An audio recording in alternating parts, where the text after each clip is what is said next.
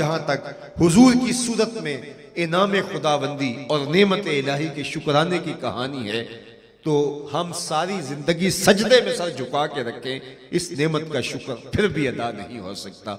मैं तो कहा करता हूं, हमारे बदन पे इतने बाल नहीं हैं जितने रसूलुल्लाह के एहसानात हैं। हमारा बाल बाल कर्ज़े रिसालत में जकड़ा हुआ है। सारी जिंदगी उनके कसीदे पढ़ते रहें और अल्लाह का शुक्र अदा करते रहें। हक के शुक्र अदा ना हो, खुदा शनासी तो बड़ी दूर की बात है, हम खुद शनास भी ना होते अगर हुजूर ना आते।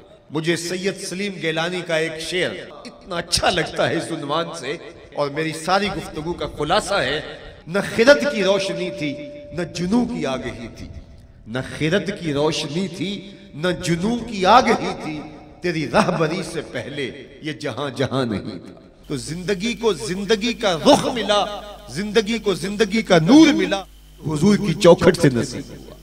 और अगर ये दर ना मिलता, ये चौखट ना मिलती, ये दहलीज ना मिलती, तो आज इंसानियत का भटका हुआ काफिला कहां होता, और आज इंसान कहां अंधेरों के अंदर, जुल्मतों के अंदर और रुस्वाइयों के अंदर और जो है वो अथाह गहराइयों के अंदर किस कदर डूब चुका होता।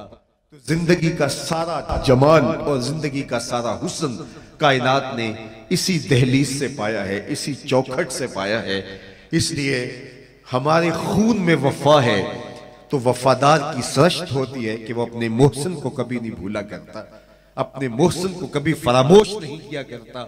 तो साहिब, ये एहसान मंदी और उस करम नवाजियों और उन रहमतों के जज्बात हैं कि हम आज यहां बैठ करके अपनी अकीदतें उनके हुजूर पेश कर रहे हैं।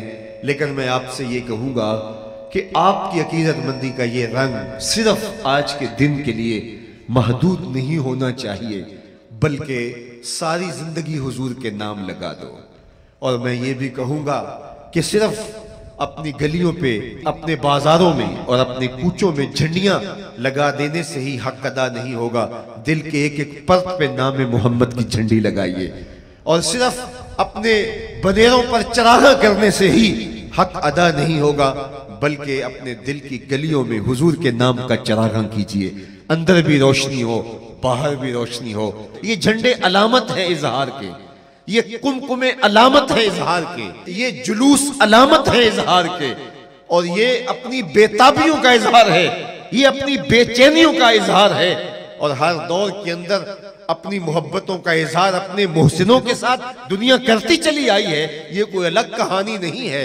मदीने के लोगों ने भी हुजूर का इस्तेकबाल किया था, तो उस दौर के मुताबिक जिस तरह उन्होंने अकीदतों के रंग पेश किए थे, वो तारीख के औराक से मिटे नहीं हैं। मिलाद की मजलिस में आने वालों, उनकी राहों पे पलके बिछाने वालों, राहों को साफ करने वालों, रास्तों में झाड़ू देने वालों, हुजूर की राहों में बिछने वालों, हुजूर की राहों में कुर्बान होने वालों, हुजूर के इन लफ्जों की बास गश सुनो, वल्लाहि अना उहिब्बुकुन्ना, जो तालहल बद्र अलैना के गीत गाती बच्चियां हाथों में दफे लिए हुजूर की राहों में इस्तिकबाल के लिए खड़ी हैं, तो मेरे हुजूर कहते हैं वल्लाहि उहिब्बुकुन्ना, अल्लाह की कसम मैं भी तुमसे प्यार करता हूं, मैं भी तुमसे प्यार करता हूं।